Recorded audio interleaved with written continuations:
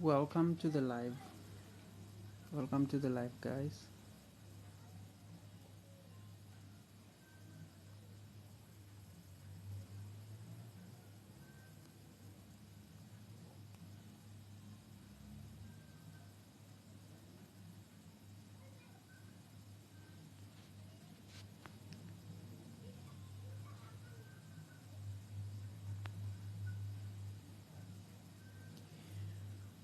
Welcome to the live.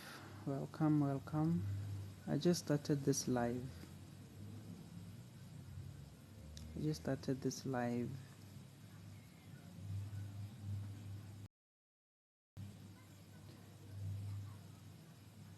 So on my previous live, we had a discussion about the image that is right now staring at your face, which is actually a book. I hope that some of you were able to get a hold of this book, since we've been discussing this book on the previous live. I also attached the previous live on my YouTube channel, link in the bio. So the previous live, you can access it on my YouTube channel for the purposes of previous references. So we are continuing. We are moving forward. I will also upload this live on my YouTube channel as well to join the previous live. So for the purposes of those that have no idea what I'm talking about, this is a book that I recommend that you read. The image that is staring at you, written Black Root Signs. It's a book that I believe that every black person needs to read. This book, hence I highlighted previously, this book is really informative, and this book is really providing knowledge in terms of finding out and finding ourselves as black people, in terms of understanding our true past, future, and present. Everything that we've known, everything that we know, everything that we are supposed to know is contained within this book, as I highlighted previously. But for better understanding, I advise you to go into my go into my YouTube channel and then get a hold of the previous live.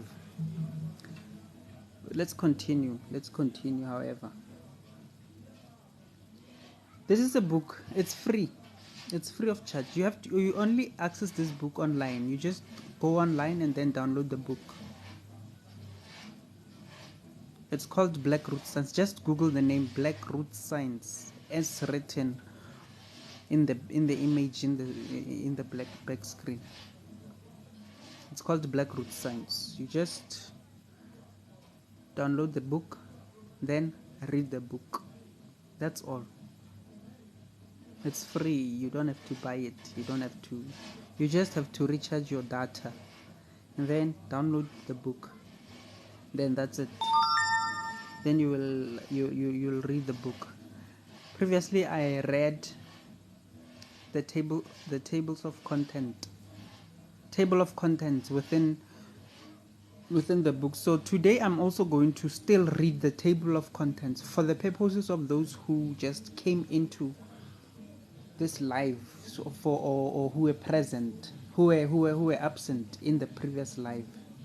So what's going to happen is that I'm going to read again. I'm going to read the table of contents, and then after reading the table of contents, I'm going to read in detail. I'm going to read one of the contents within the book, titled The Society of the Black Nation. as written on the screen. It's going to be the society. I'm going to get in detail in reading the society of the Black Nation within the book. Then once that is done, I'm going to open and accept requests. Then we are going to have a discussion with regards to what is within the book, or what is within what I've read. And also as well, we can also, maybe for those who made who made requests, or those who read and downloaded the book, I'll also advise you to make requests so that we can have a discussion and tell me what you read, and tell me what you think, and tell me what you know, tell me what you think about the book. So the table of contents within the book. Number one of the table of contents within the book, it's the summary. Now the summary is a summary, it summarizes the entire book. After the summary, it's number 2, it's introduction to level 1. Number 3, it's introduction to physics and astronomy. So the book dives into detail with regards to what actually astronomy is. The book is written by a black person, hence I specified previously.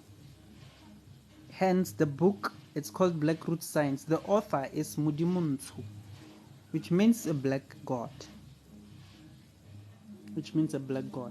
So introduction to astronomy. The book focuses from a black perspective, focuses on what a black perspective, cultural black perspective says about physics and astronomy. And number 4, it's the solar system and atom, the atom. So the book also dives into detail about what our ancestors know about the solar system and atoms. The book also dives into detail into discussing the universe, the makeup of the universe, from a black perspective, from a black elderly cultural perspective. The book also that is number 4. That is number 5. Sorry, number 6, the separation distance of the stars and atoms. So it also discusses the space between the distance between the stars that when we look up in the skies in the night, we see the stars. Those stars, the book discusses what the distance within what the distance is between each stars. Number 7, the size of the earth, the size of the universe. So the book also goes into detail about how big is the earth. How big is the earth, and also how big the universe is. That is number 7. And number 8, the creation of the universe. The book also goes into detail about the creation of the universe, the creation process of the universe, how the universe was created. The book answers those questions. That is number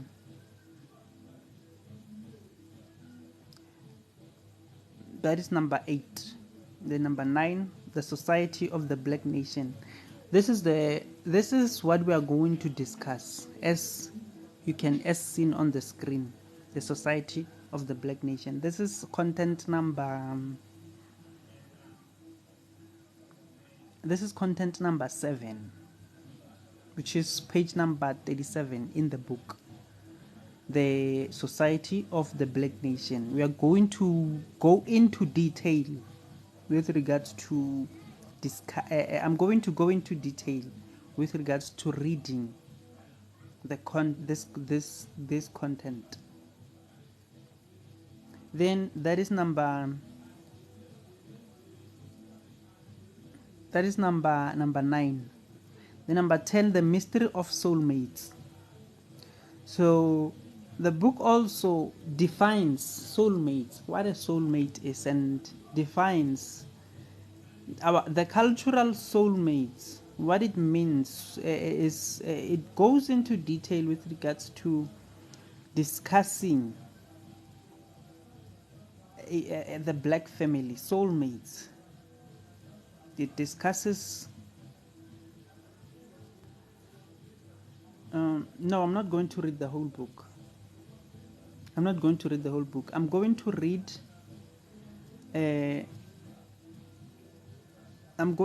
content number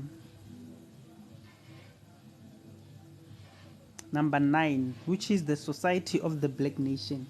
As seen on the screen, I'm going to read that part. I'm just at this point, I'm just for the sake of the people who are new to the live, I'm reading the table of contents of the book, and then as I specified where you can get the book, and then I'm going to also read this. I'm going to read in detail the Society of the Black Nation part, and then I'm going to accept requests. Then once I've accepted requests, then we are going to discuss what I read or what you think. That is I was on number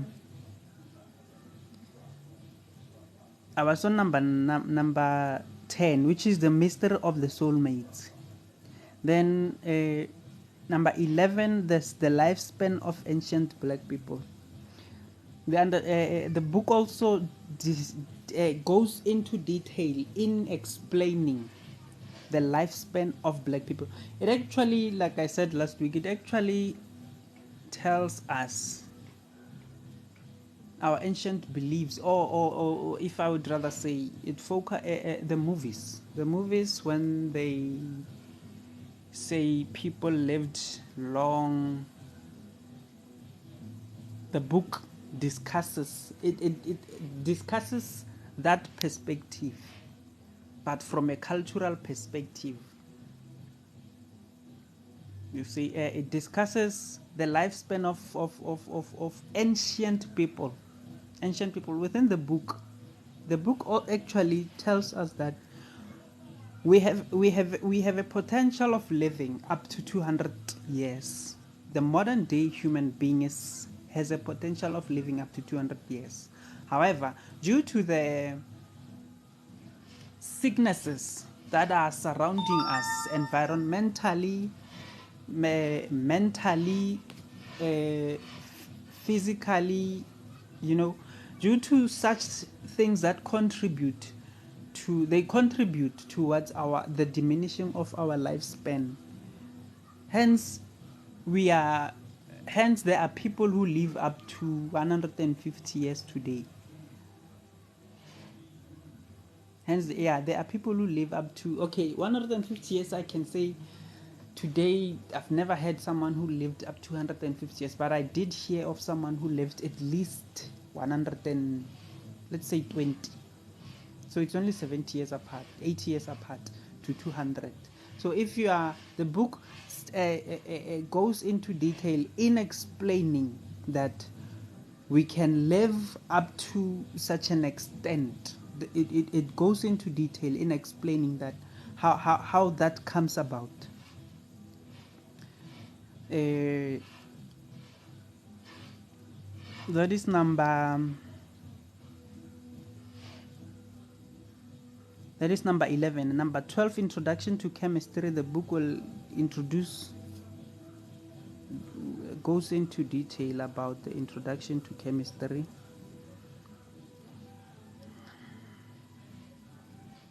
And then number 13, the first and the second laws of magnetic attraction. The book focuses on those, the first and the second laws of magnetic attraction. The subclause of number 13 is the creation of the creation of new stars, the 7 forms of matter. So it goes into detail in explaining how the stars were created and the forms of matter for which the stars are made of. Number 14, the expansion of God's mind, the construction of the universe, the source of natural laws. The expansion of God's mind, it actually goes into detail in expanding, in explaining what that means. Number 15, biology and genetics. The book goes into detail in explaining and discussing those. And number 16, the causes of illnesses. Like I said, there are contributing factors for which our lifespan diminishes or decreases. So the book tells us what those causes are. But in particular, for example, the main cause is the food that we eat. Most of the food that we are eating today is not in high quality like the food that is being or was being eaten by our ancestors. I mean, today we are exposed to multiple GMOs. So those GMOs are actually the contributing factor into our health. So the book tells us the illnesses that cause us to, yeah. Then number 17, the stage of initiation process. Like we all know that every black person life is made up of initiations. All processes of lives are initiations. So there are things in life that we are supposed to do that will contribute to our spiritual beings and that will contribute to our lives and the way that we live. So, and I say for an example, from primary school up to high school, it actually takes 12 years. That process it's an initiation, because you graduate once you've gone through that initiation process. And from school, from high school, you have to go to tertiary. That process, or those years in which you are going to be spending at your tertiary level, that process is an initiation, because you have to gain something after you've gone through such a thing. Even your employment process, your employment is also your initiation, because you go in there hoping to find something at the end of the month or the day or the week. So the book also dives into detail in terms of the initial initiations the initial cultural initiations that we are supposed to engage in. Then number 18, the final graduation. Once we've gone through the initiation, the book tells us the final graduation. The initiation processes that the book tells us that we are supposed to go through, those initiation processes. And then the next content is the final graduation. What happens after we've gone through those initiations? Number 19, the questions and answers. There were people who were asking the writer some questions. So the writer was responding to those questions, and she actually included those questions within the book. People like you and me who had access to the writer, and then they were asking him or her questions, and then he or she wrote those questions within the book to include them in case maybe we had similar questions from those that were asked. That is number number 19. So number 20, the Holy Trinity. The Holy Trinity. The main question. The Holy Trinity.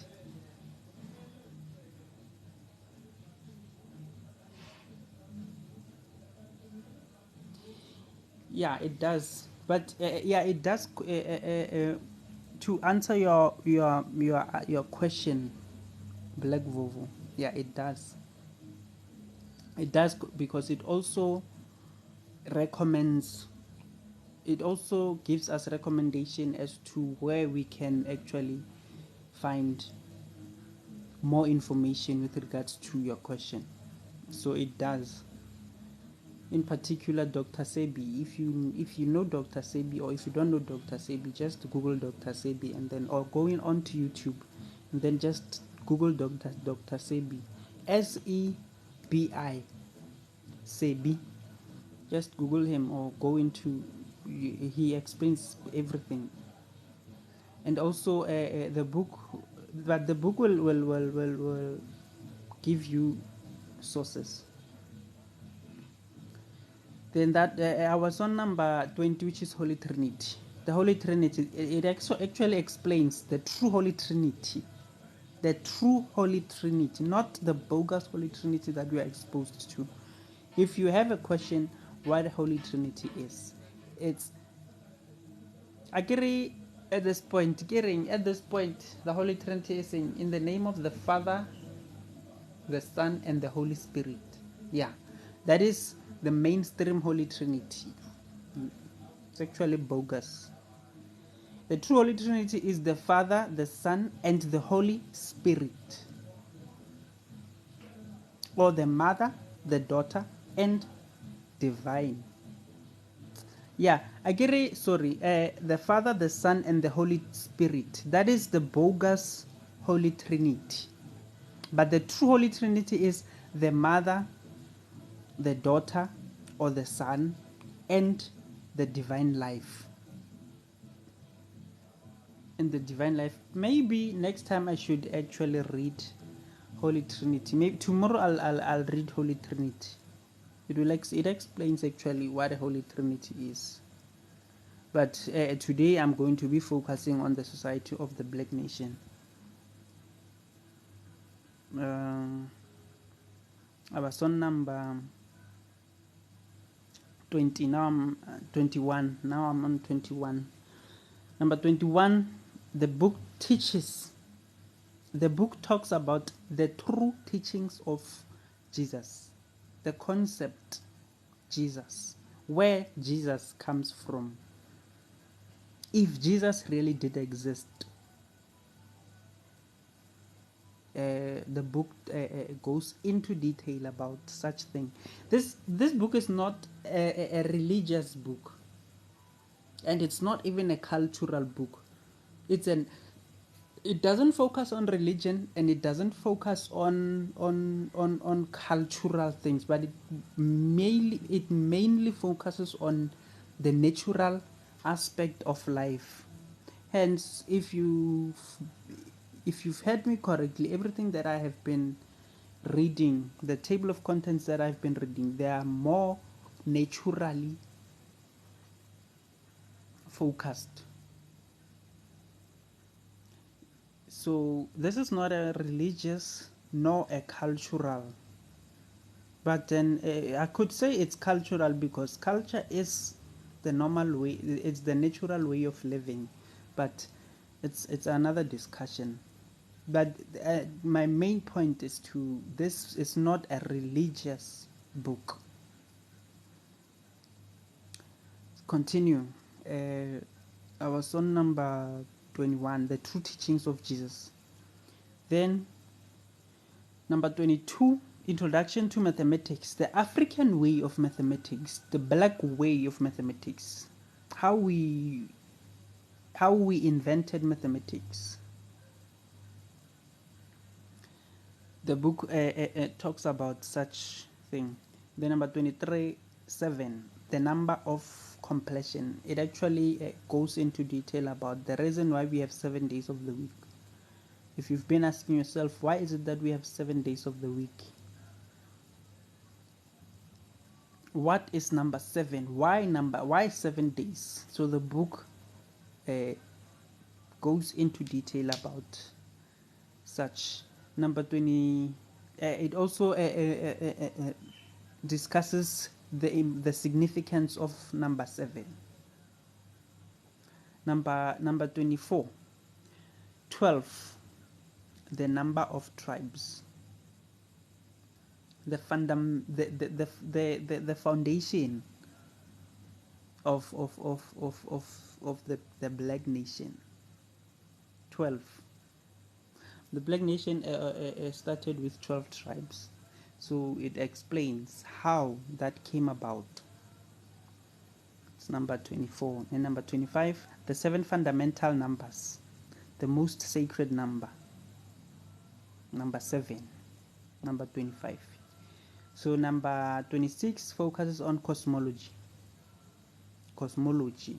What we think when we, what black people, our elders thought about the stars.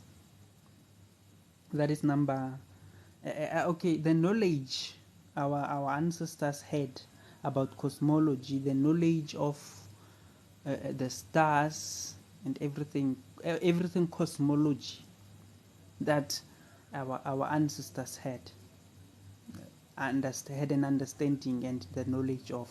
That is number 26. Number 27, the creation of time, how time was created. That is number 27. And number 8, the 7 tiers of the sun.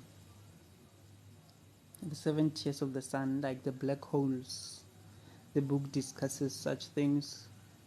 Number 29, the first appearance of light, how light came about.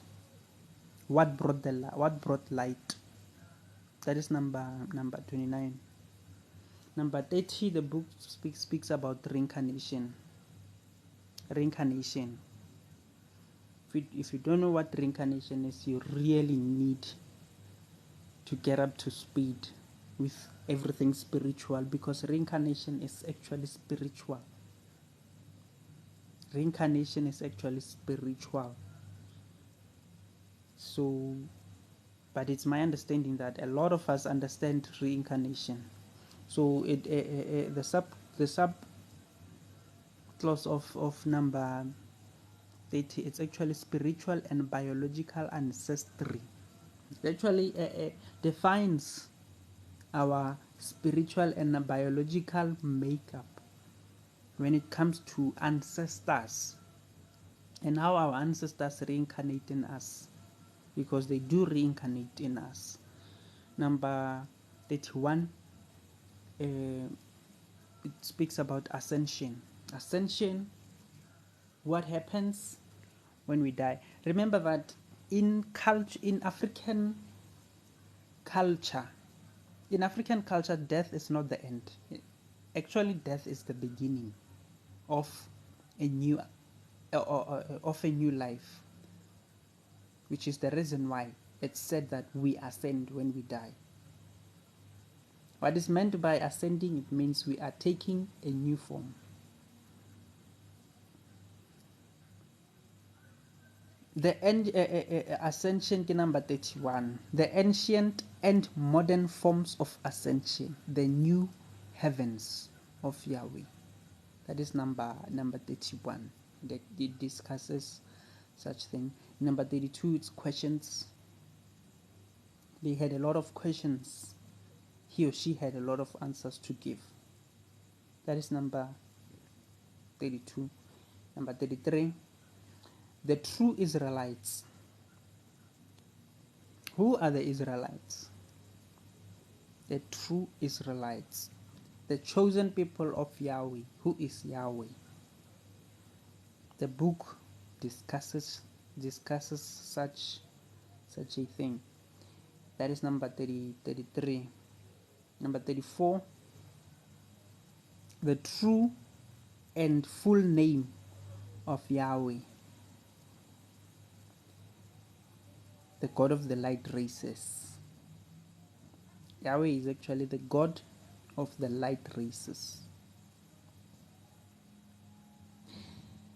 He is the one who created the light races.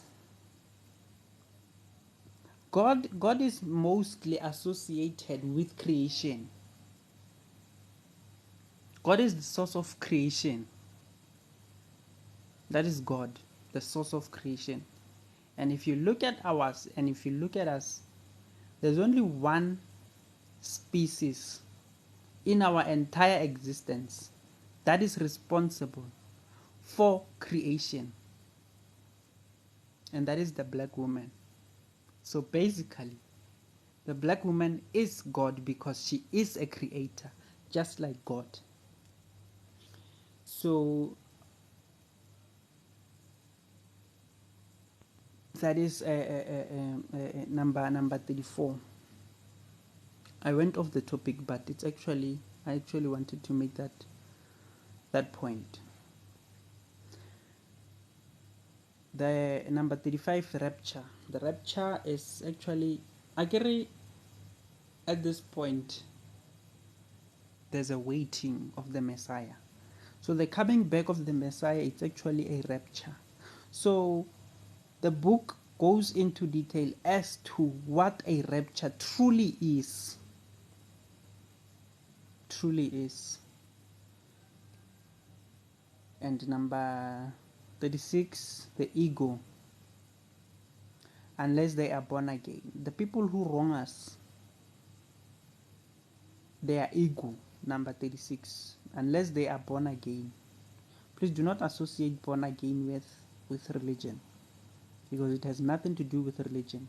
If they say unless you are born again, they mean unless you change your ways of doing things. If I was a thief and I stop being a thief right then and there, I'm a born again. If I was abusive and I stopped being abusive, I'm a born again. It has nothing to do with church. It doesn't only apply on religion. Number 37, they had more questions. These people really had more questions, and then they were asking. Then they were asking. Then number 38, introduction to level 2. And then number 39, the curriculum. You'll if you get the book, you'll understand all these things. Number 41, the guidance. Number 42, lesson 1. Number 43, the fireside ritual. Remember I said that everything that we do in life, everything is a ritual. So the fireside ritual, every time when we were gathered around the fire and there was an elder speaking and telling us stories, that was a ritual, and it plays a truly significant role in our spiritual and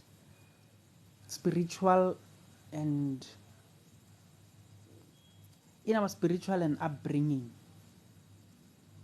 So it really played an important role, because remember, for example, in the process whereby we were sitting and on the fire, and then the elder would then come sit by us and then start telling stories. Our elders are working libraries. So as they are working libraries, when they come and then and actually narrate such stories with us, they were actually downloading and uploading information within our brains about our past, and they were actually leading, guiding us into our futures. So today, such a ritual is no more, because all they do is to just focus on technology. So this book explains the fireside ritual and how important it was. Then number 44 recalls. It dives into how we can recall our beings, how we can recall that which we have forgotten. That which we have forgotten. That is number 44. And number 45, the planting, nourishing and harvesting stages. Number 46, 12 deprogramming statements. What we can say to deprogram ourselves, because remember that we have been programmed, especially when it comes to religion. We have been deeply programmed. So the book tells us or recommends ways in which we can deprogram ourselves. Number 47, lesson. Number 48, 24 deprogramming statements. What we can say to deprogram ourselves. Number 49, visualizing using numbers. That is number 49. Number 50, 51 and 52, kitty lessons. 50K lesson 3, dreams.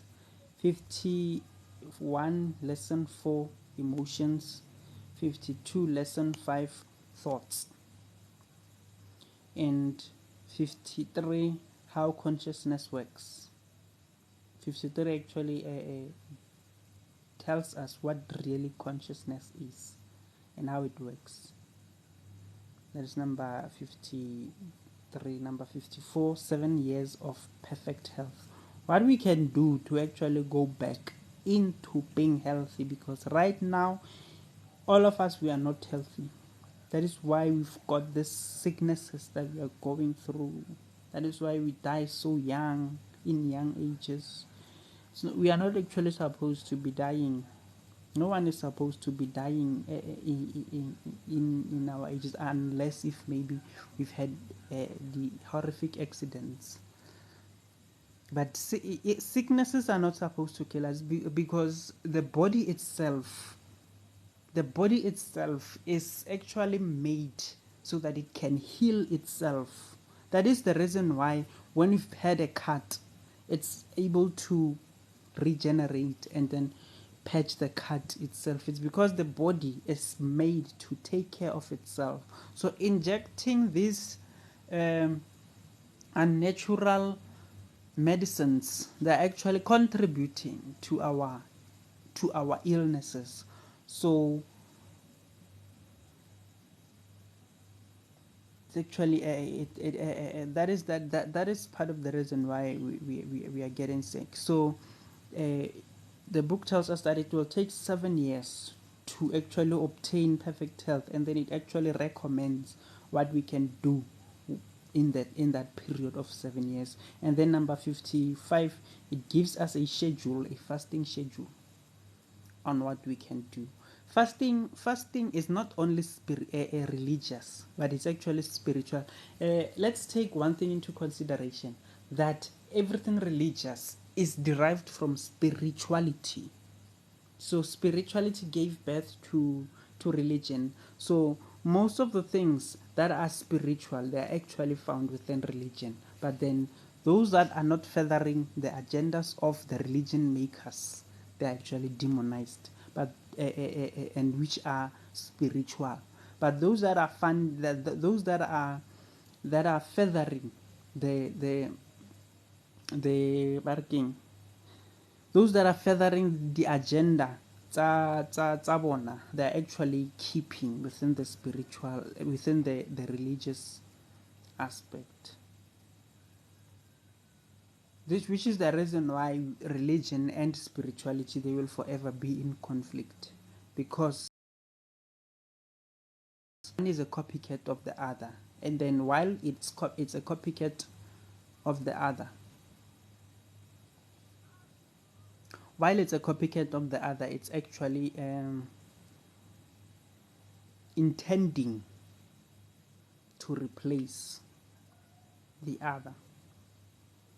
So Number 56, the reason for number visualization. Number 57, question 1. Number 58, the science of soulmates. Number 59, the 7 functions of the pyramids. It discusses the 7 functions, the functions of the pyramid and what the pyramids were built for. That is number 59. Number 60, question 2. Questions 2. The questions, like I said, the writer had questions that were asked. So the writer brought those questions in the book. That is number 60. Number 61, the destiny of Yaqub. Who Yaqub is. Who Yaqub is. So it defines and introduces Yaqub to the mind that doesn't know Yaqub. But those of us who know Yaqub, then we understand who Yaqub is. Yaqub is actually Jacob. Jacob is actually Yahweh. So, like I said, everything spiritual is found within religion. Number 62, 40 nights and 40 days and 40 nights. Number 63, the Messiah and anti-Messiah. That is number 63. And number 64, the protocols of the elders of Shabazz. The protocols of the elders of Shabazz. That is the last content of the book. The book is actually 489 pages long. So it's a long read, but a rewardful read as well. Then let me start with the Society of the Black Nation. I said I'm going to read the Society of the Black Nation. The segment in the book, it's the Society of the Black Nation. I'm going to read that part. So I shall start. This is a story from our ancestors about their world before the light-skinned races. So basically, this is a story about we are being told by our ancestors before the light races came into the world. It's actually the light races are Caucasians and the Mongoloid people.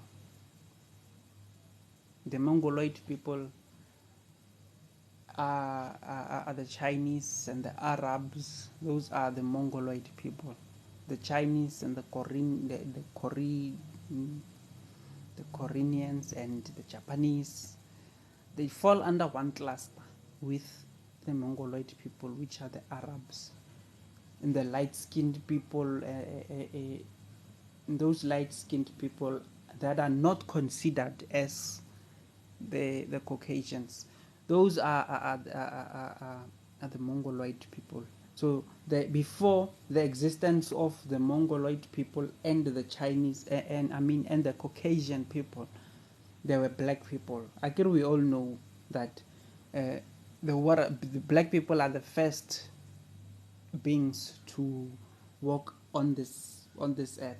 They are the first humans. In actual fact, the term human is actually it's actually HUE. HUE is hue. Ne? Hue, what's the hue king? Hue is it's darkness. Hue is darkness. The shade, it's a shade. The shade which you find under the tree, or the shade that you make or the shade that you that you put that you see, your own shade is hue. The darkness within the ground, that is hue. In the sky right now, if you go outside and then look up in the sky, you're going to see darkness. That darkness is hue. So it's hue. So the point that I want to make is that hue men, it's actually hue, it's dark again, and then men. So black men, hue, it's dark. Each and every shade is dark.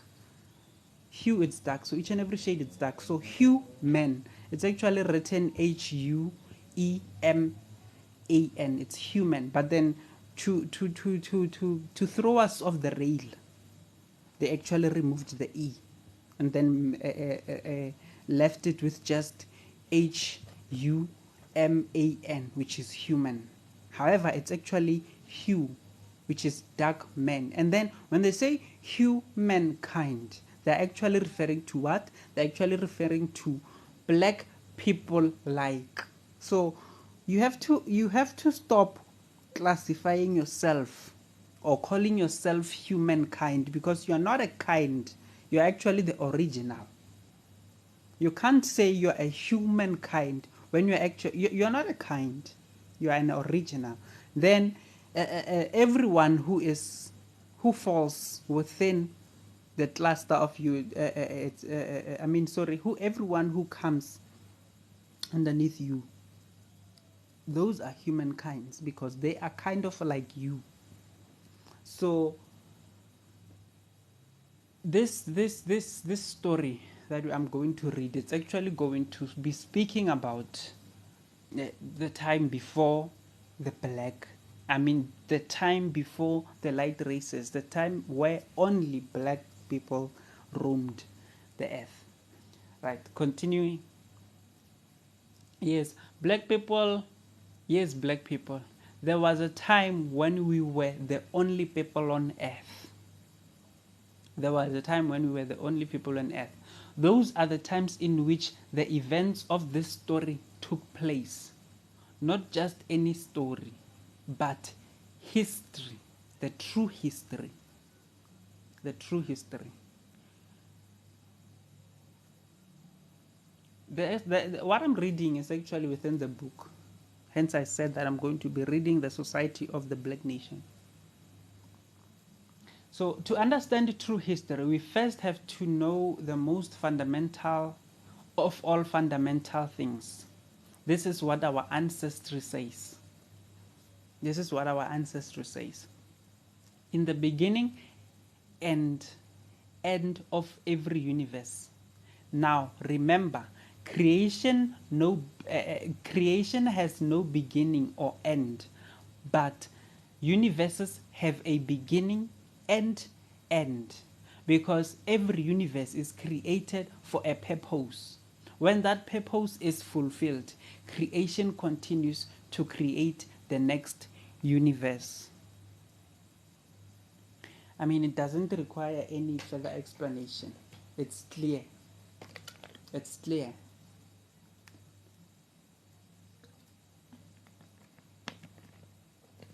It's clear. So it doesn't require any explanation. So they say at the beginning and end of every universe, there is only one person. How many black people are there on earth today? Over 1 billion? 1 billion separate individual minds mean we are divided. In the beginning, we are told there is no division, which means that this actually speaks about the importance of collectiveness, the importance of unity. If they say that in the beginning, if they say that at the end of every universe there is only one person, it means that we collectively become one. It means that we collectively become one.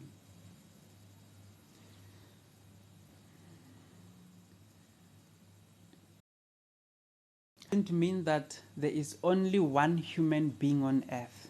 There are just as many individuals as there are today, but we are united as one in one mind, which is what I'm saying. This actually highlights the importance of unity, and it actually informs us of our connection as a people. Remember, I'm speaking about only black people here, and I'm not apologetic about it. If you're not black, if you're Mongoloid, this is not for you. If you're Caucasian, this is not for you. Remember,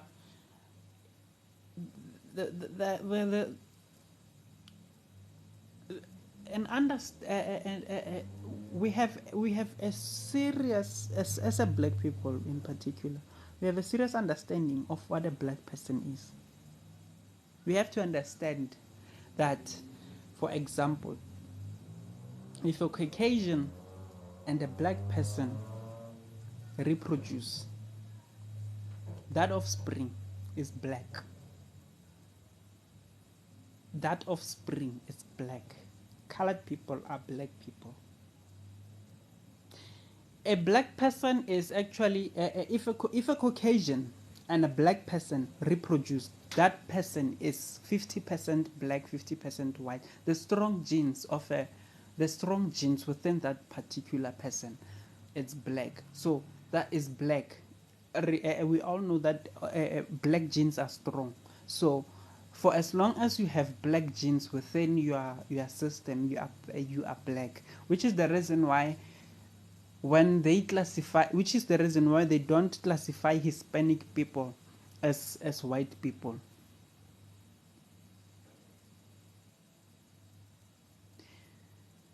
So when you are 50% white, 50% black, the black genes are black. So that particular person is black. And remember that black comes in different shades. Black comes in black, pure, dark black. There are people who are totally black out there.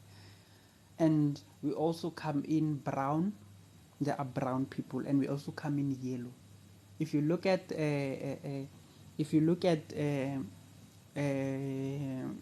yellow people, the Khoi people, the San people, most Xhosa people are yellow because they are descendants of the Xhosa, of the Khoi and the San people, which are the colored people of today. There's there's an entire history as to how they got to be speaking Afrikaans, which is going, if I dwell into that history, it's going to take me off rail, and it's going to consume a lot of time. We can maybe, if you want to know that, you can once I start accepting requests, we can discuss such a thing. So I wanted to define what it means to be black. You don't really have to be black more melanin on your pigment. Your pigment doesn't necessarily have to be dark in order to be considered black, because within the black tree there are yellow people, and those yellow people are actually black people. Hence, I gave an example about a Caucasian people, a Caucasian and a black person's offspring. That offspring is black, and now the offspring of a of a colored person and a white person is still black, because that particular offspring is 25% black. Now, if you mix a 25%, that 25% of that offspring with another white person, you will start to actually be losing the genes of a black person within that particular generation, that within that particular people continue to do such, and continue, then the blackness of the person is actually wiped off. Then they are light skinned, and they are no longer black. So it takes about let's say 4 generations, if I'm not mistaken. It takes about 4 generations to take out the blackness of the person, to get rid of the black gene. Because hence I said you first start at 50% black, and then you go into 25, and then from 25 you go into 25 divided by 2, which is 25 divided by 2 is maths. So if you divide 25 by 2 ke bokae? Ke 12,5. Yeah, 12.5. If you divide 25 by 2, so within that 12.5, you have to divide it also got to that 12.5. It's going to give you 6 point something. Then up until it gives you 0%, then if it gets to that 0%, you don't have a black you don't have you don't have black genes, so you're not a black person. So that's why I'm saying it takes about maybe four generations. Let me continue.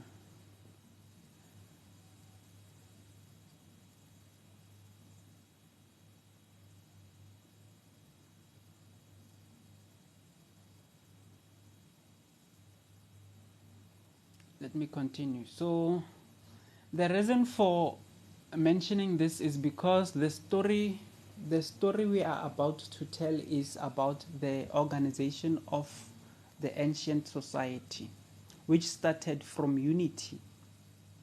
It goes that long ago, when the first earth had just been completed. When the first earth had just been completed, the story goes that long. Goes that long because remember that as a black people, from our cultural understanding, we trace our origins. We trace our origins from the sky.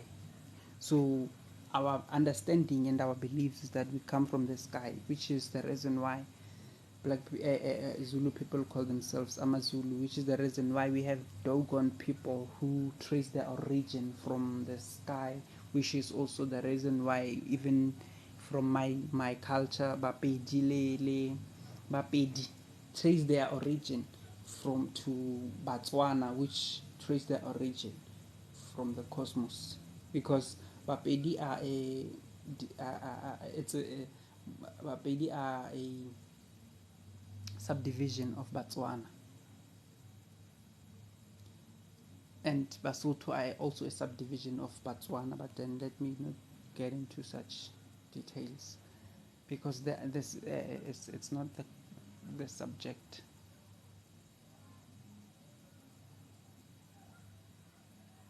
So God comes as one from the previous universe. That universe had just reached the completion of its purpose, and a new universe, ours, was just beginning. So we came from a previous universe which had reached its end, had reached its end. Then we came and started this universe. This book explains God as a collective. This book explains God as a collective, not just that divine power you look up into the sky for. This book actually tells us that God is a collective of us. When we are collective, when we are united, we are strong. When we are united, we are actually able to achieve anything, which is an example of God. Because if you are alone and maybe someone wants to do you harm, or and maybe someone wants to do you harm, they are more likely to succeed because you are alone. But if you are a collective and they intend to do you harm, they are more likely to fail because you are a collective. You are strong when you are together, but weak when you are one. So that in itself is a clear example of what God is, because through such a power, creation resides. Continue. So God then divided his mind from unity or none, sorry.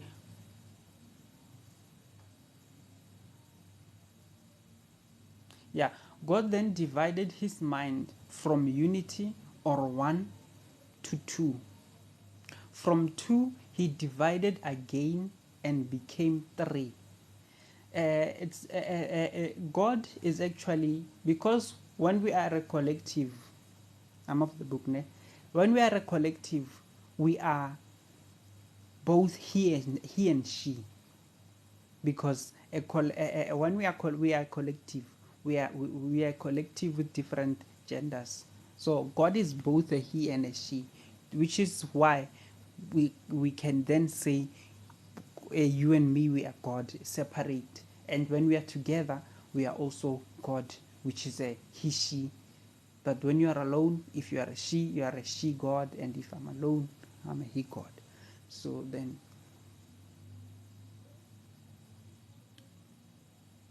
from three became seven, and from seven became 12 gods.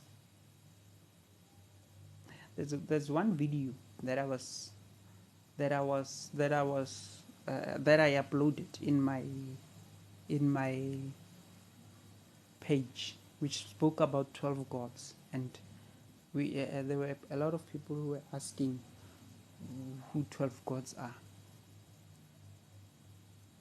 Let's continue.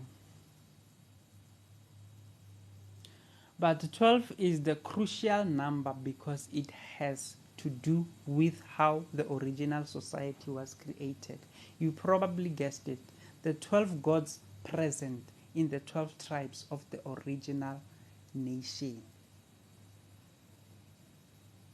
You have to ask yourself what 12 tribes are, because each and every tribe has its own god.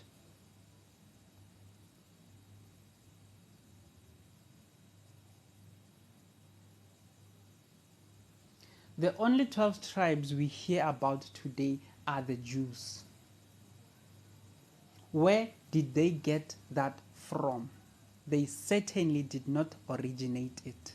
They got it from the originators of the true civilization, our ancestors. Each one of the 12 gods, as gods like to do, separated into a man and a woman.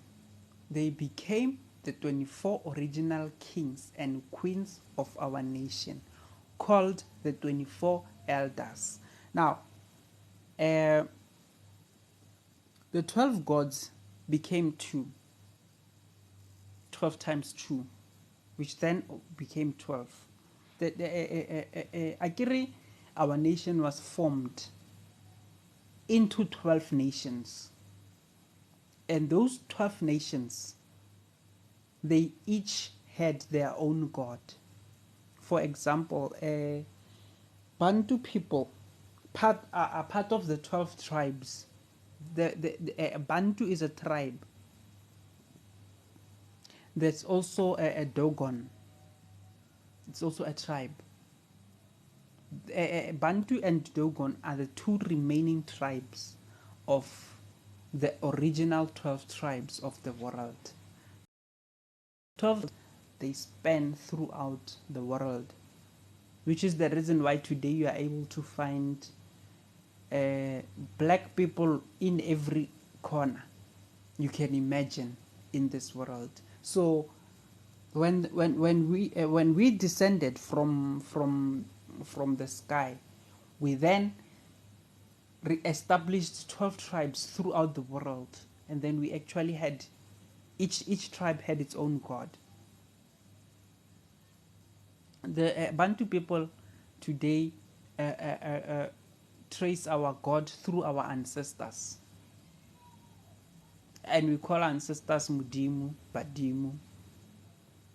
And you find this identical cultural practices within the Bantu tribes, within the Bantu cultures. I get you find us practicing identical cultural activities and actually having identical beliefs within our different cultural beliefs. It's because those beliefs are derived from one source, which is our God, which is our God of creation, which that God forms part of the 12 tribes, which that God forms part of the 12 tribe. So those 12 gods had divided themselves into two so that they can have soulmates. And those soulmates are what are the wife and the husband.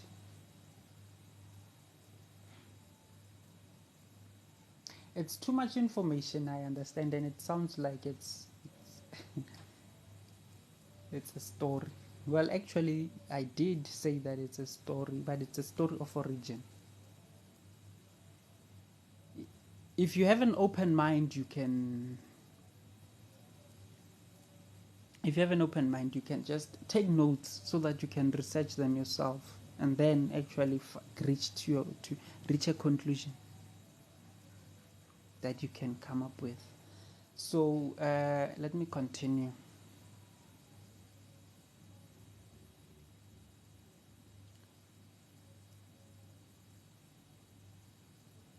Every two, a man and a woman, became a leader of a tribe.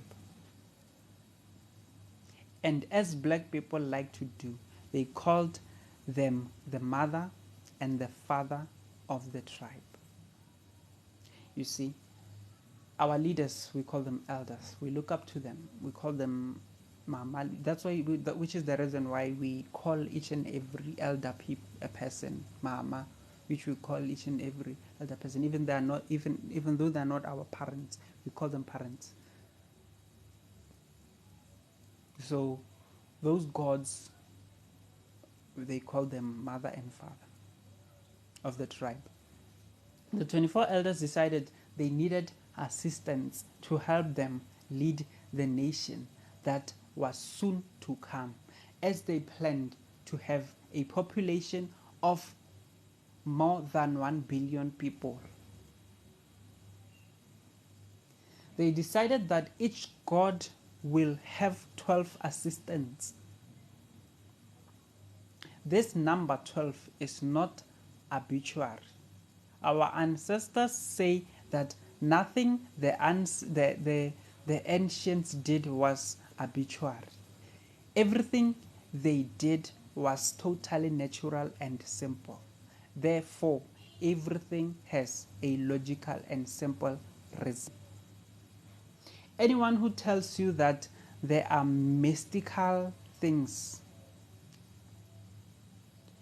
reserved only for spiritual evolvement is either a deceiver, i.e., white, or has come under the influence of the deceiver, i.e., white.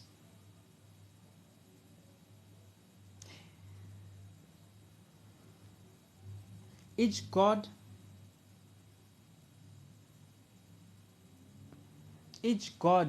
as we said, chose to have 12 assistants. They are called the 144 judges. That is because if you times 12 by 12, it gives you 144. Then you so each pair of God had 144 assistants, which they called chiefs. The elders then decided each tribe divided each tribe into 6 clans and put 2 chiefs at the head of each one, a man and his wife. You are surprised that a woman could be a chief. We are taught to believe that women are not equal, are not the equals of men after all. Didn't they come from the rib? You see, our African traditional way of living included women as leaders. It's because women and men are seen equal in African traditional way of living, which is why up and down are equal, because you can't have up if you don't have down, or you can't have down if you don't have up. You can't have right if you don't have left, and vice versa. You can't have negative if you don't have positive, and vice versa. So male and female are counterparts.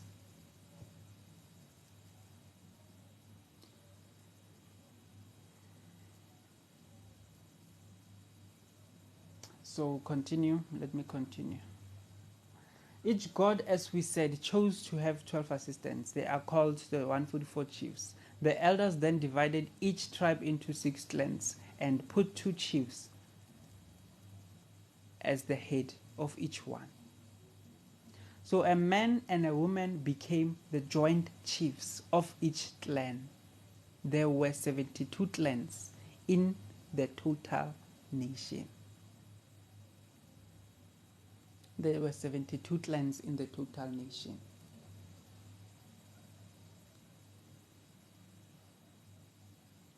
Here's a mystery that ceased to be mystery for me as soon as I learned it. Every black person, without exception, came about exactly as the 24 elders did. If you remember, I said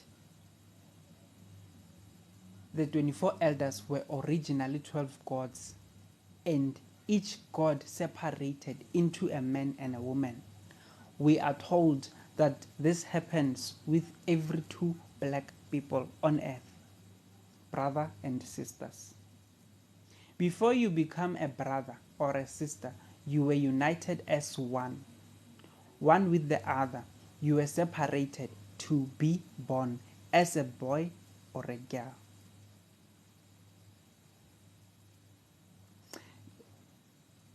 To be, for example, this statement actually, well, I can give it like this: within the ovaries of a woman, within the ovaries of a woman before fertilization, the ovaries of a woman are asexual. They are both male and female.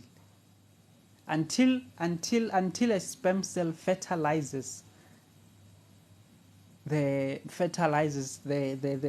ovaries, gender doesn't exist within those. So until it's fertilized and until we are born, we are not separate. That is a primary example.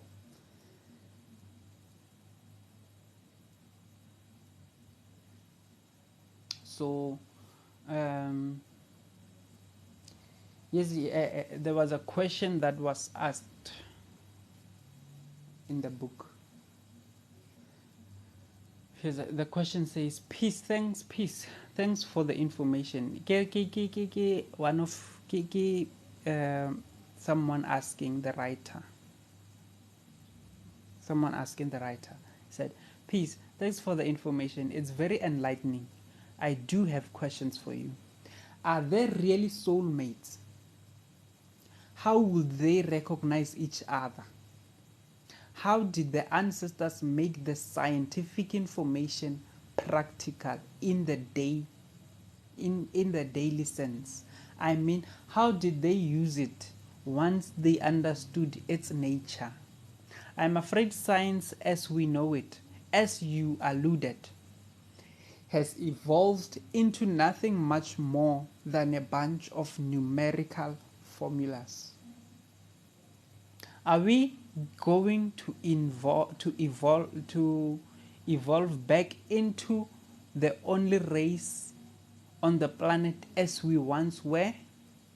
Is this idea in line with the repetition of cycles that you mentioned?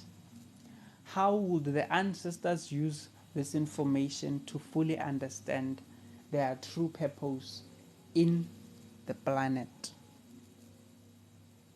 Those are the questions that that the writer was asked. Now the writer answers, yes, black people, yes, every black person on earth has a soulmate. Many people do find their soulmates and live a happy and fulfilled life, but many more do not. It's very difficult to find a soulmate because it's very difficult to find a soulmate in inverted commas by chance. Although it does happen, the instances where people find their soulmates are much more common among tribal or so-called indigenous people than they are amongst us Western civilized people. The reason for this is quite obvious. The modern culture has been very successful in disrupting tribal cultures. The people in the old days had a definite and clear scientific system of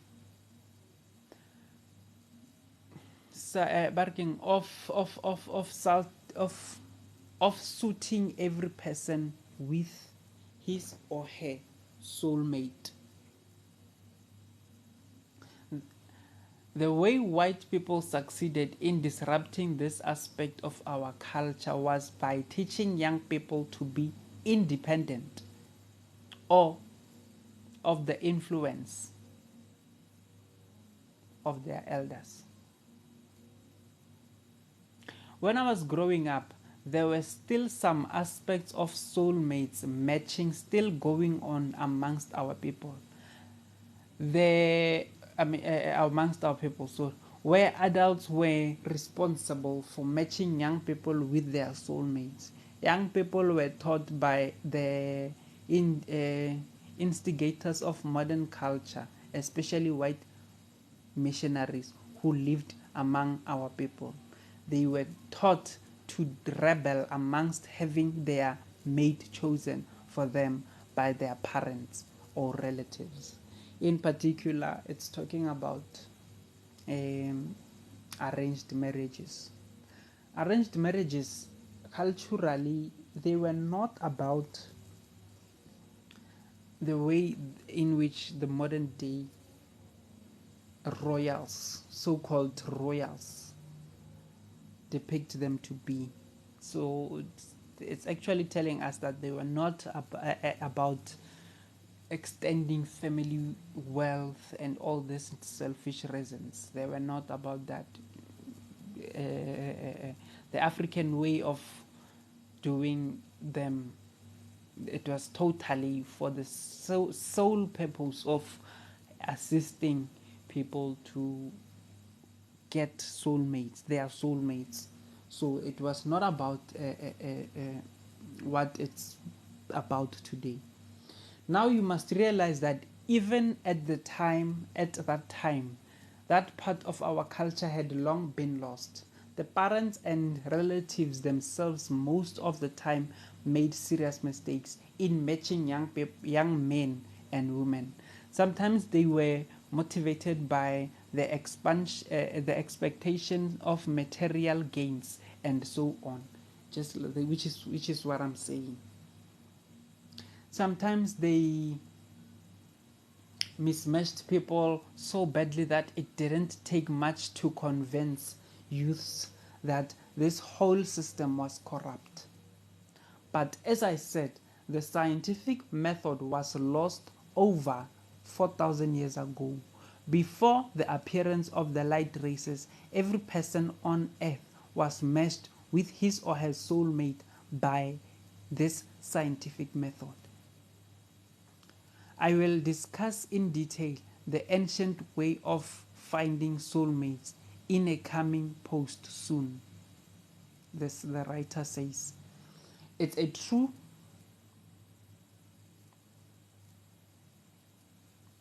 My apologies. I will accept. I will accept. I will accept. I will accept guests once once I finish reading the book. I don't want to be interrupted. I want to give this message, and then once I've given this message, I will accept. I will accept a request, and then we can discuss.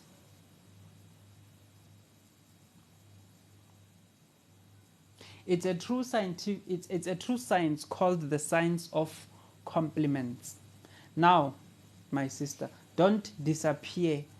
Don't despair that we have lost this part of our culture. We've lost most of our culture because this cycle of time was designed to have these very things happening.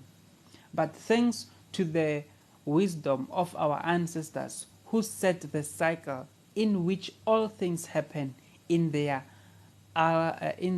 allotted time. Thanks for them, this present cycle is coming to an end. All that was lost will be recovered. In the truth, nothing was lost but just put away until we rid ourselves of the arch deceivers. Who are the arch deceivers? The so-called light people. As to your other questions, to answer them now will be to put the cart before the horse, so to speak. There are other issues that I intend to explain first by following a defined order in our discussion. We may make it easier for other people. Okay, we may make it easier for other people who are interested in this to follow and understand it. I ask for your patience. It also a question of time on my part. It's also a question of time on my part. There are other personal things to take care of. Otherwise, I would post more often. Having said that, I still welcome all your questions and comments. They may remind me to include some topics that I would otherwise neglect. That was an answer given to the above question, and there's another question that was asked. Okay, I'll wait. Okay, get reply. It's a reply from the first question. Okay, I'll wait anxiously. I hope your explanation include the why of some of what we've gone through. So we were out of order before or before the lighter races began to dominate. Good question. This is what then made us susceptible to fall under their control. Initially, what prompted people to tamper with a system of perfection? Why would we even open that door to begin with? Were these discussions simple acts of free will, or were they gained by universal forces for some unknown higher purpose? Thanks for attempting to answer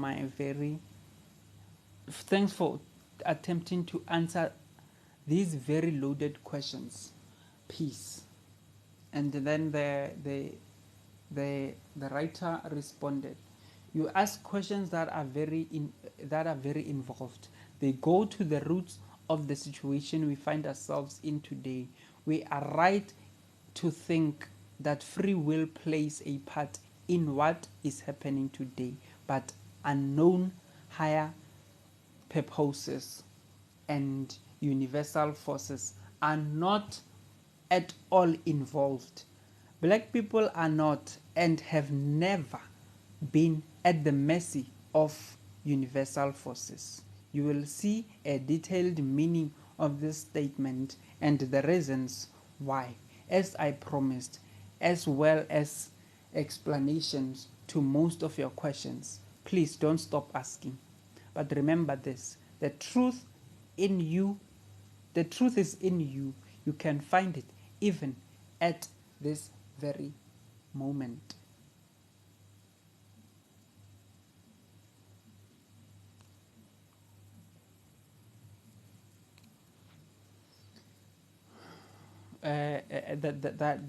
Another reply. Another reply. I appreciate the post. This brings light to the whole notion of arranged marriages. I find that your analysis is quite accurate. In this, if this is the case for soulmates, is polygamy an incorrect practice according to Black Root Science? This is really interesting. This is really interesting, especially this question, because it then answers the question of polygamy. In okay, let me first start to read the question. If this is the case in the soulmates, is polygamy an incorrect practice according to Black Root Science? Remember that the soulmates in the above post, the soulmate is that we are not supposed to have, you can't have multiple soulmates. You have to have one soulmate. You have to have one person. The left and right goes together as left and right. They don't go left and right, or left and left. Then there's only one right. So the notion of polygamy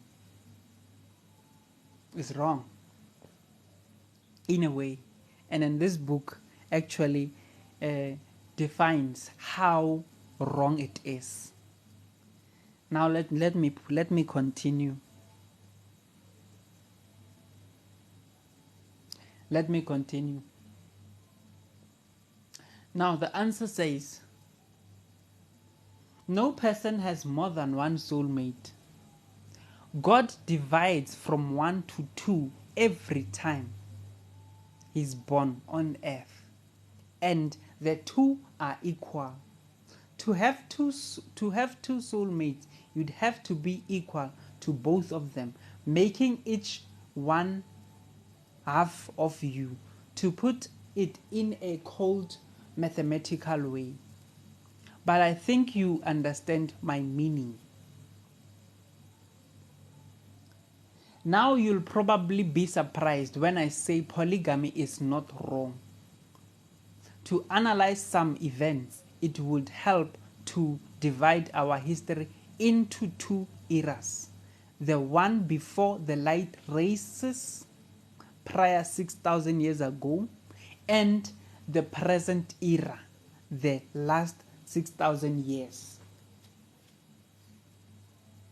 The last 6,000 years.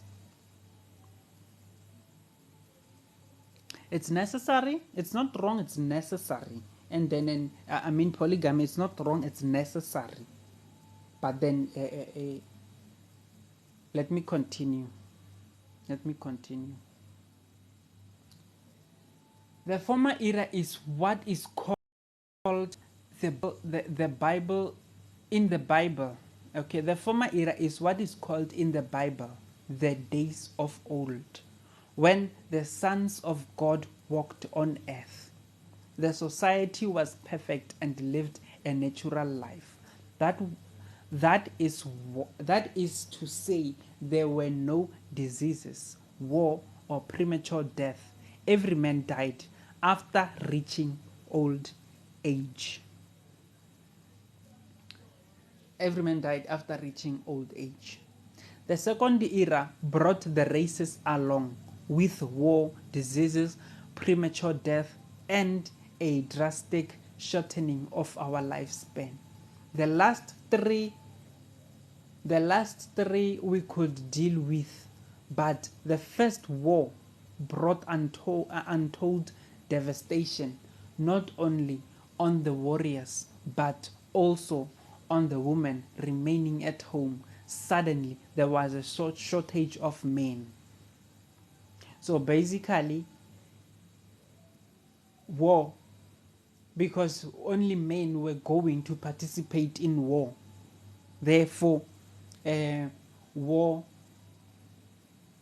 killed so many men that to a point where there was a shortage of men. To keep the nation surviving, polygamy became the logical solution. It was the result of both necessity and common sense. So basically, polygamy came into place after the introduction of World War. It was not a cultural practice before this era. Before this era. As you can imagine, it became a part of the customs. Hence, long after, it was no longer necessary. It was still practiced merely as an ancient custom.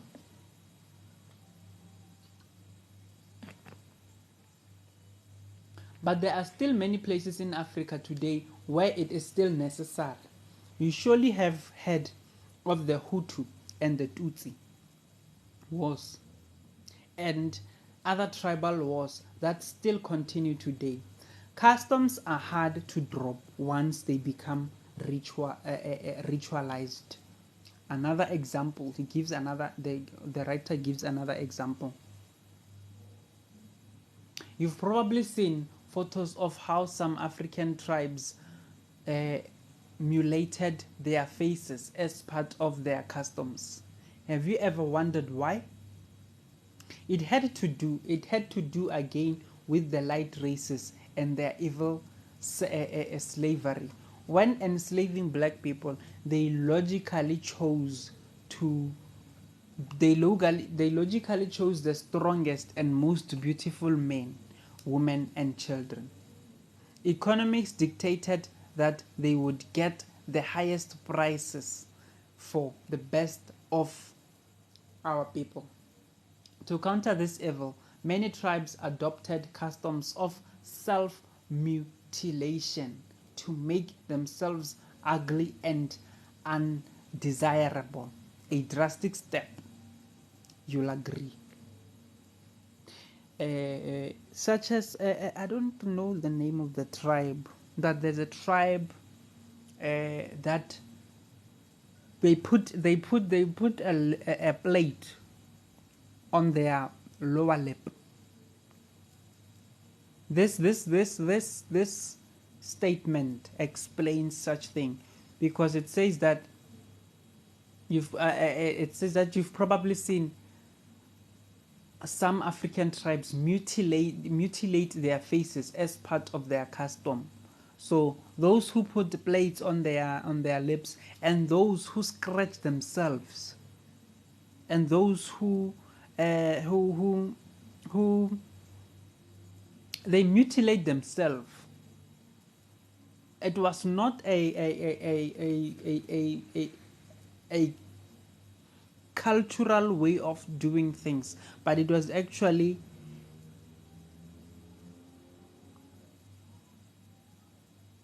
not a cultural way of doing things, but it was actually introduced as a measure to counterpart the things that were happening. They actually were making themselves ugly so that they were not enslaved. But it worked Many survived who otherwise would not have. So it was a tactic that was necessary for survival. Now, long after the days of slavery, these customs are still practiced because people have forgotten the original reason. When they are reminded, they become adamant and say, "We must do it because our ancestors did it. We cannot go against their will." So it is that we still have some customs that are no longer justified.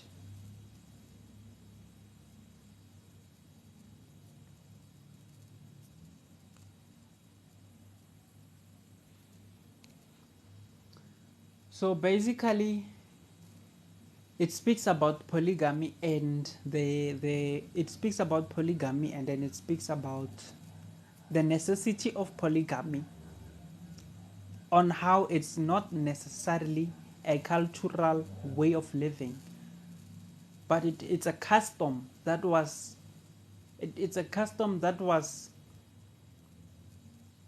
adopted as a means of surviving the black nation against the introduction of slavery and all the wars that came into place, in particular that affected black people.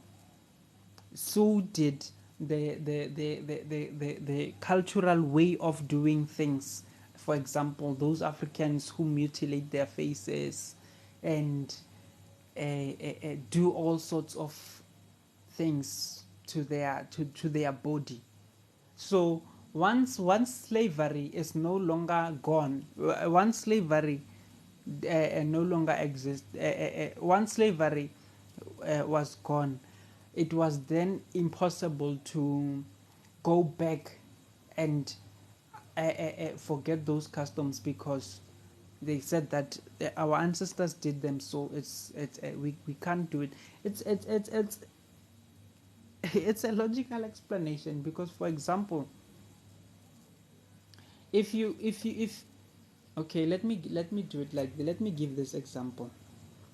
Back in the day, when I was growing up, when I was growing up, watching my mother washing clothes or doing laundry, before before ko hae ne ba sena a washing machine. So what my mother did, she would put those clothes like in the basket, and then wash them, and then while she's busy washing, she would uh, uh, uh, take the pegs. We call them the pegs. I don't know what they are called in English. Those things that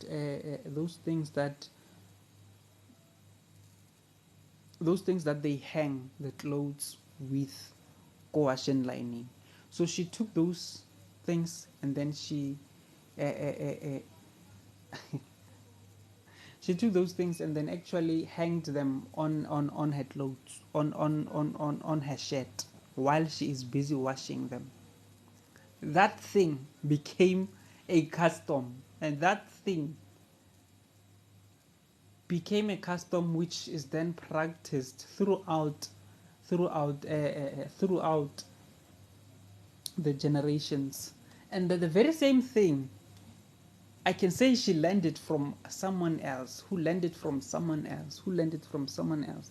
So it's like that. Customs are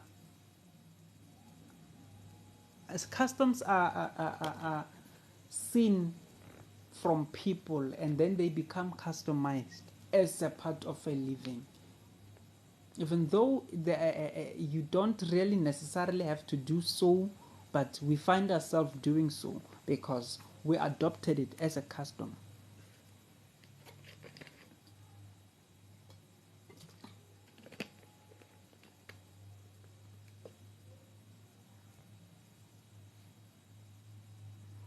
So we find ourselves practicing such things. So That is the reason why.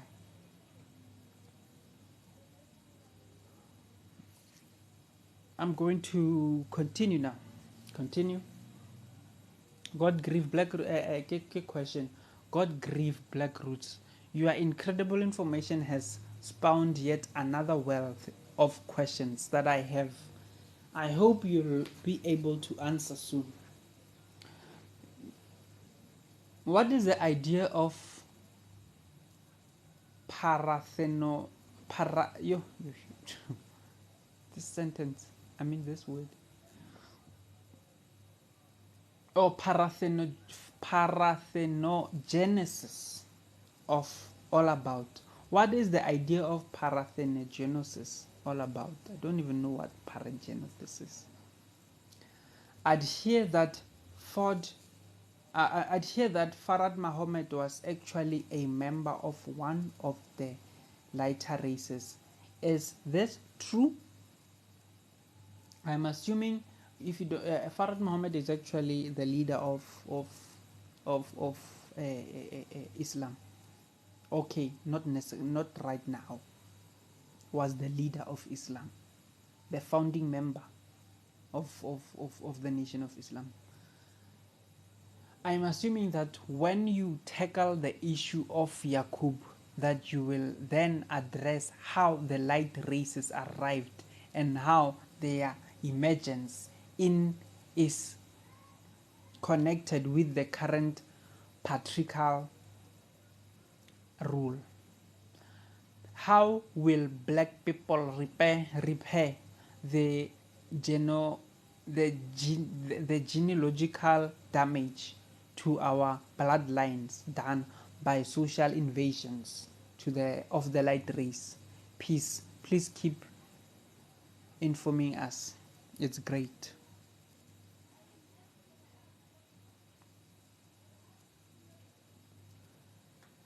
The writer then answered, the sense in which I use words light races does not mean the same as light-skinned black people. Hence I specified that there are light-skinned black people. There are many black people with light skin, as you well know. Some so light they could pass for white, yet they are black people. Farad Muhammad is the son of a black man and a white woman. Hence I said that a white man and a black woman, a white person and a black person, if they reproduce a black man, a black person, a pure black person. That makes him like many black people in America, and they are not of the light races. The light races were made in a very specific way to remove every bit of the dominant dark gene that was in them. They were made in 4 stages, such that the entire period of their making lasted for exactly 666 years. Guess what? It's the famous 666. It's the famous 666. 666 years. It's actually 4 generations, 4 stages. Because if you have yeah, it's actually 4 generations. Black people made them by removing. It's actually explaining how the light races came into being. Black people made them by removing the dominant dark gene from themselves. Every black person has 2 types of reproductive genes. One that is dark and dominant, and the other that is light and recessive. There is a method of suppressing the dominant gene whereby allowing the recessive one to become predominant. When this procedure occurs in an uncontrolled or accidental manner, the resulting child is an albino, but a black albino is not the same as the light race person because albinos still have a dark gene in them. It is simply suppressed at, at conception. In the case of the light races, the dark gene is completely absent. That's the reason light race people cannot give birth to a black child. It takes exactly, okay, I was wrong. It takes exactly 7 generations to completely breed out the dark gene in the 4 stages. In the first 4 stages, with our present lifespan, 7 generations is approximately 200 years. If you take a single generation to be about 28 to 33 years. Okay. Oh, sorry. Sorry, I read it wrong. I read it wrong. It takes exactly 7 generations to completely breed out the dark gene in the first of the 4 stages. With our present lifespan, 7 generations is approximately 200 years. If you take a single generation to be about 28 to 33 years. So yeah, if you take about 28 to 33 years. In other words, on average, a 60-year-old person is a grandparent, being the parent of a 30-year-old, who in turn is to parent a young child. So, on average, a new generation is born every 28 to 33 years. That makes 7 generations approximately 200 years.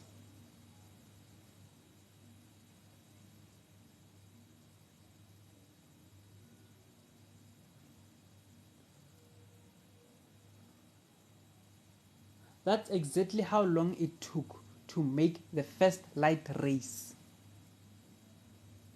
The people called Hispanics, Latins, and Greeks. The people all Hispanics and Greeks and Latins are the people who just like they are Mongoloid, they are yellow people. They are yellow people.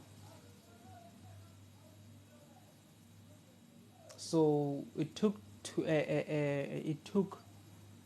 200 years to make them.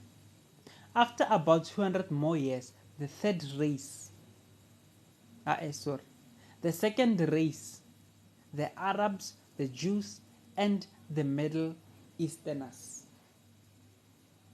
took about 200 more years to be bred from the first race. After about 200 more years, the third race, the yellow race, was bred out of the second race. Altogether, that took 600 years.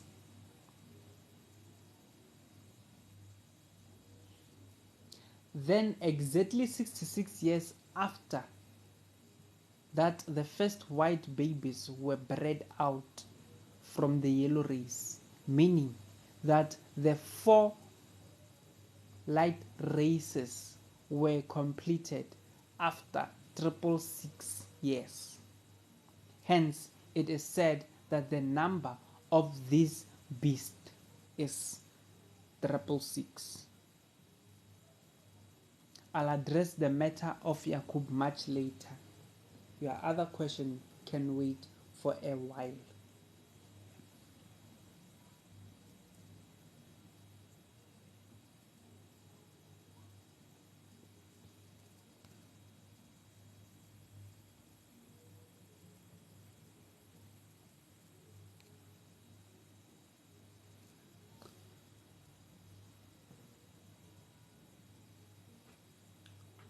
Okay, let me continue. Okay, let me continue. Okay, my other questions can wait till you get the chance. But I would like to know why anybody light enough to pass for white wouldn't be considered a member of the lighter races.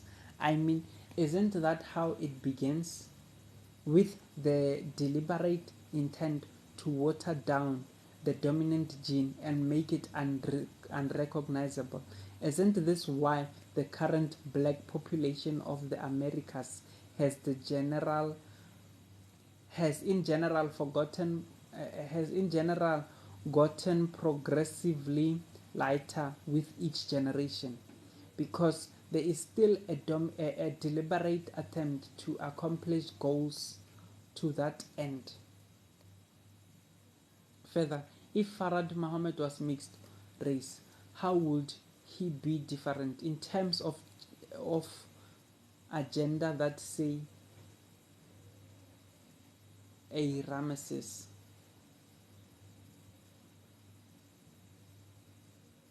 Thanks for the patience, and you can feel free to answer when you are ready.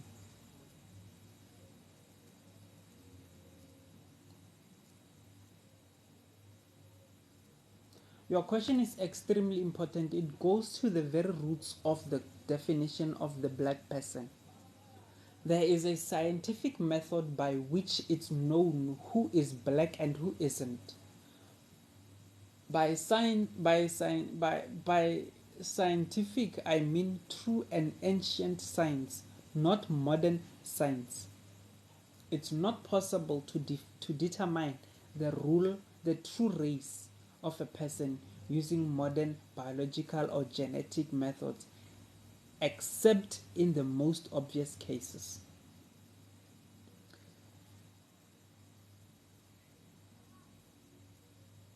There is only one way that is infallible in this respect. But before I get to that, let me address your very reasonable question on the motives of a light skinned black person like Farad compared to those of another light skinned black man such as Ramesses. Ramesses lived at a time when white people were ascending the scales or steps of power and affluence, and black people were descending. Many mixed races, many mixed race people like him sided with their white ancestry when, even though such people are black. I'll describe at the end of this message why it is said that a person of half black or half white percentage is actually black. Even a person of 1/4 a black and 1/3 white percentage. I already touched on this yesterday when I mentioned that it takes 7 generations to totally remove a black person's gem. Sorry. Now, the mixed race blacks in Egypt sided with whites because they thought that's where the brightest future lay. In terms of power and affluence, they were not negatively impressed by the corruption and deceitfulness of those people, even when it was clear to their unmixed brethren and fellow citizens. This same phenomenon was prevalent in apartheid South Africa just a decade or two ago. The mixed race blacks called coloureds, which means coloureds, did not want anything to do with native blacks. Even the darkest of them denied their blackness. The reason was just as simple. The economic future in in their short-sighted view lay in the direction whites were going, and that's who they followed. I'm sure you can think of similar situations in America. Now, Fard Muhammad only had the longest foresight possible, but he also had the hindsight of the true history of blacks and whites. He was raised, taught, and initiated so that he would gain his expanded viewpoint of the nature of reality and not be blinded by the glamour of white civilization. That is the fact that is factually true, can be seen from his teachings and achievements. His he was the catalyst for a sense of pride in self and ancestry that had not been seen in our people for a very many centuries.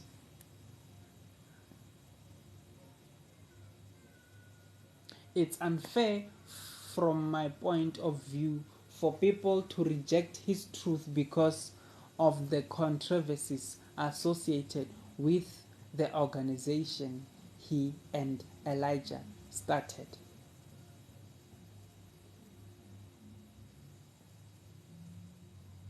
As you can see from my perspective, the way a black person is raised and taught determines his or her attitude toward the true nature of both blacks and whites. This is not determined by the shade of his dark skin, whether it's on the lighter or the dark side.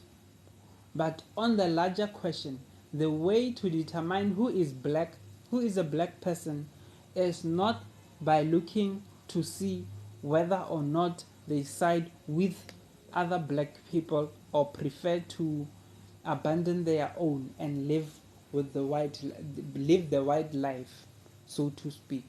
Black people who behave like that are still black, whether we like them or not. They are part of the total population of 1,800,000,000 people. This number is the total number of black people. This number is the total number of black people in all existence. This may sound strange if you consider the size of the universe, as well as all universes that have ever existed, but it is the total number of gods. I'll explain this at another time.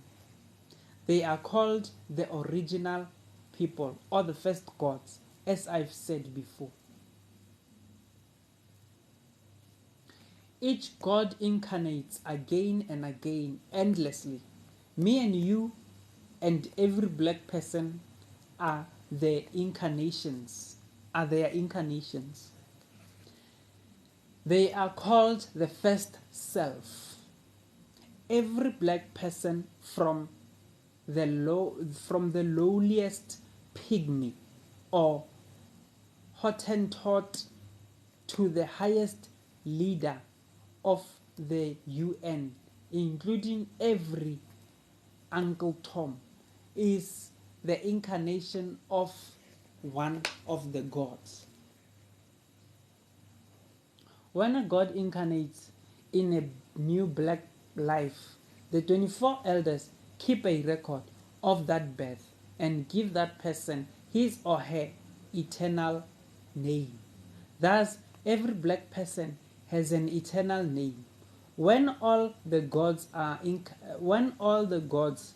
incarnated, there will be an awakening wherein every black person will not only remember his or her eternal name. Sorry. Okay. Yeah. Wherein every black person will not only remember his eternal name, but the name of everyone else. We have incarnated. So basically, we have spiritual names. This is what it's saying. We have spiritual names. So we will all remember our names and everyone else's. We have incarnated time and time again since forever and know each other closer than you know. You are closer than you know your mother, child, brother, or sister today. Every black person has what is called the mind of God, which my people call ancestral memory. This mind of God or ancestral memory stretches all the way along your lineage of ancestors back to your first self as you were at the creation of the universe. This mind of God or ancestral memory is unconscious in us, except when it's awakened by initiation rituals. But it's totally and always conscious in the 24 elders. The 24 elders I mentioned above. Therefore, they are the final arbiters and judges of who is or is not black for as long as we remain asleep under the hypnosis of white. When we awaken, then each one will know him or her and all other else we've known each other since eternity.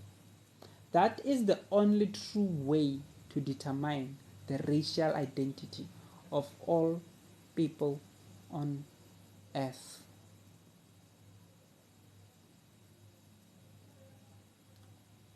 Okay, but if that's the case, then what difference does it make whether or not I marry one of the lighter race males if both my children and I are going to be called black, irregardless of the disdain I might have towards my own? What stops me from becoming, say, another Diana Ross or Condoleezza Rice? I mean, I could literally go ahead, marry and breed with a white man, believing for the better life through my chosen participation in a light supremacy system. And when the shift of power occurs from lighter to black, I could benefit from that too. I hate to be rambling here, but I hope you follow me. I'm not sure that this point I understand why people are being allowed to believe that they can walk the line inconsequently if indeed we are to survive. Help me understand here, brother. Help me understand. When you have time, there was something else I meant to ask you. Recently, I went to see a movie called What the Bleed Do You Know? What the Bleep Do We Know? Produced by Europeans. It was It was philosophical. Sorry, it was philosophical in nature, and as usual, they were discussing issues that you've been known that we've been knowing for eons. There was one scene in particular, however, that fascinated me. They showed the work of a Japanese scientist who'd researched the effect of the energy of certain words, spoken and written, and thoughts on the nature of water molecules. Positive phrases produced frozen water molecules that were beautiful and almost perfectly symmetrical. On the other hand, negative energy produced deformed molecules. He related this to the fact that the human body is primarily composed of water. Someone told me that someone told me that the same basic information showed up in the Metuneta, but I couldn't verify it because I had a difficult time getting through that book when I tried several years back. So since you've been so kind in sharing your perspective, I was hoping that at some point you could tie this particular information in with yours.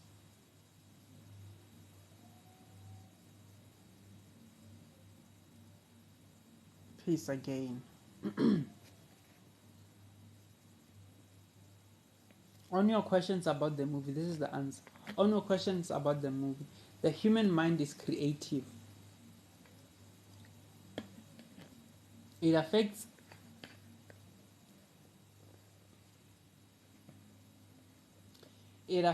inanimate matters as well as life, animals or plants. As I explained in a previous post about the true law of evolution called the law of integrity.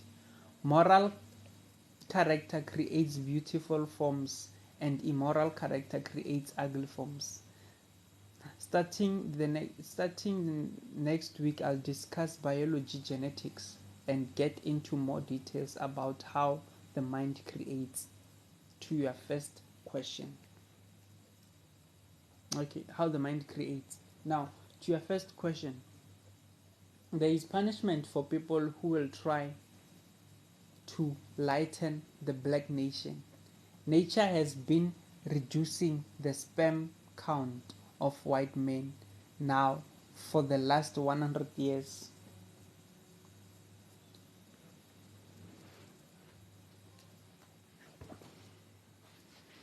So they are telling us that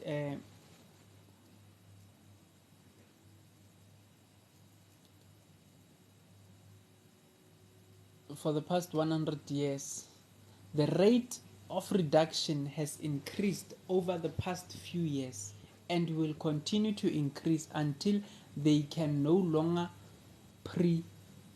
procreate. That's why those who know us are studying cloning. So this is why they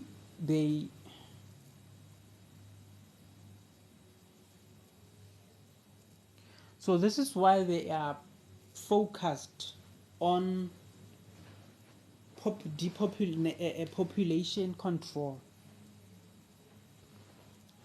This is why they have their more of their focus is on population control. This is why they are focused on cloning, because they want to increase their population, because their population is actually on a decrease. If you research this information, if you research this, you will be able to find that their population is actually at a decrease.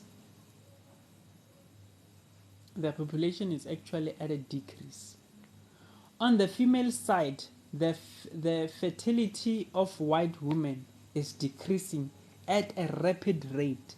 They have to use more and more drugs to conceive. This is true also for light-skinned black men and women. Black men and women can't are having problem in conceiving. It is sad. The world is black by nature and will remain so forever.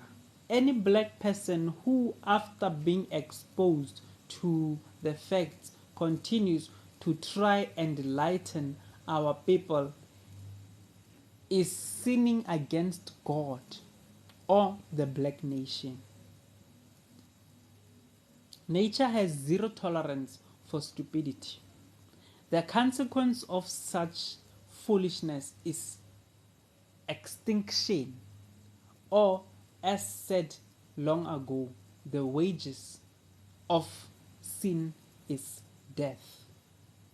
On our part, we could do these brothers and sisters a big favor by exposing the truth as much as we can. Most of them are ignorant and only need to have their sense of pride built back up. Pride in themselves and ancestors. If they consciously reject the truth, then they will end up alongside the white race in the bottomless pit of hell called extinction, where there is no coming back. The biological lineage will simply die out. The biological lineage will simply die out.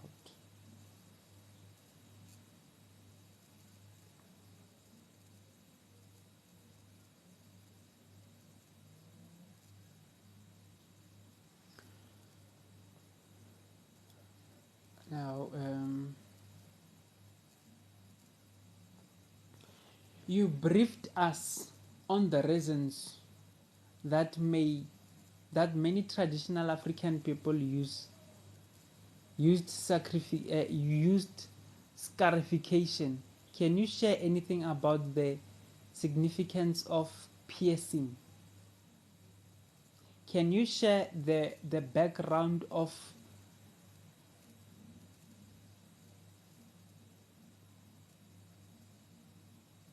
cliterodictomies?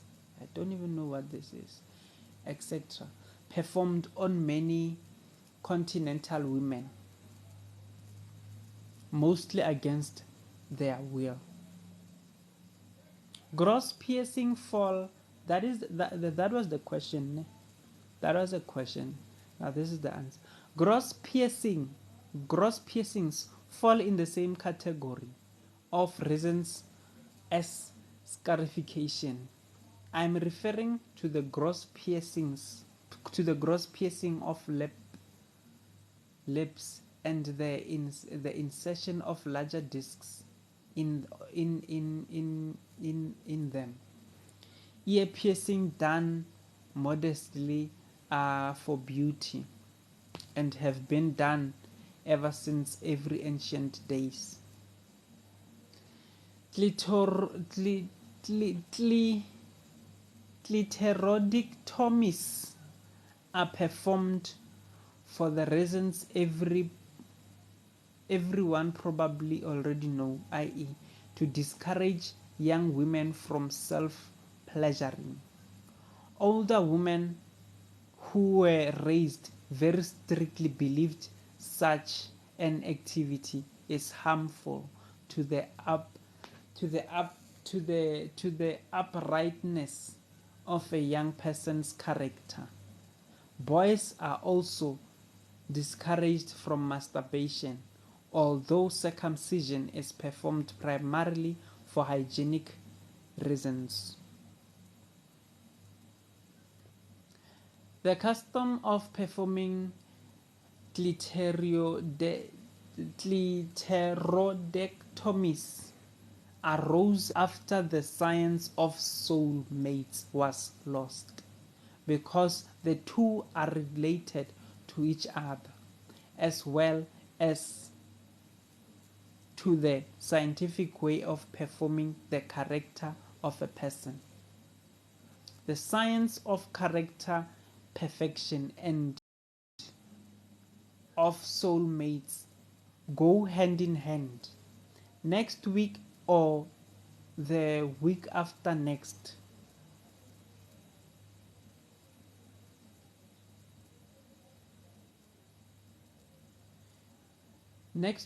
after I'll begin to discuss biology and genetics, and I will become clear how the ancients raised people with absolutely perfect character in an infallible, scientific and natural way. Some time down the line, I'll also discuss the rituals that were performed to teach pubescent youths all about sex and procreation as part of the science of soulmates.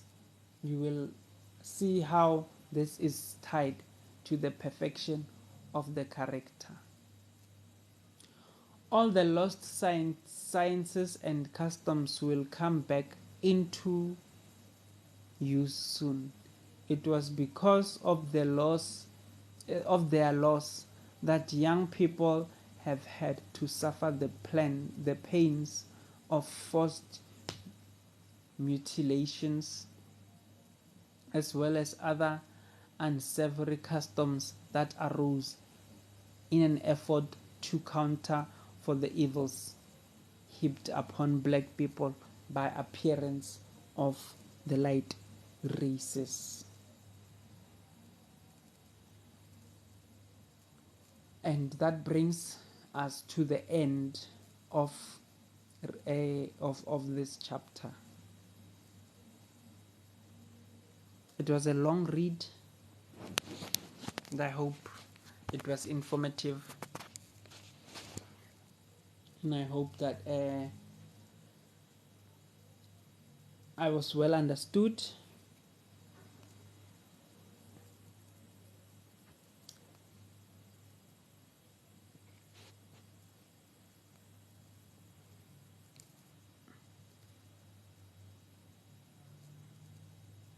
So basically, that was a segment in the book. It was a segment in the book called The Society of the Black Nation. It was talking about the foundation of the Black Nation.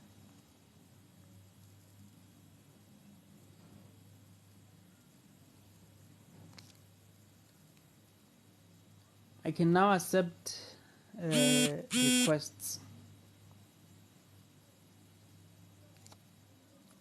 Can now accept requests, and then I can now accept questions. We can have a discussion now about what I was reading, what I was saying.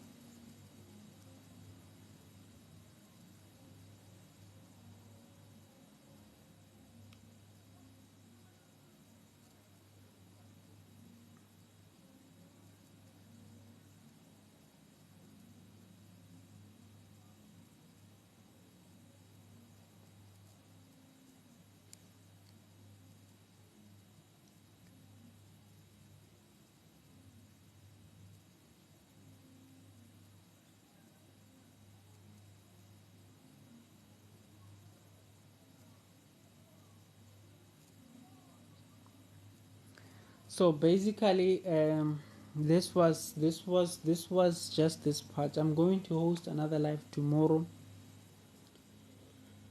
to discuss another segment. For now, I'll have to end the live. and I'm going to post this live on my YouTube channel for your reference. So peace be upon you, and I hope that you found this live informative.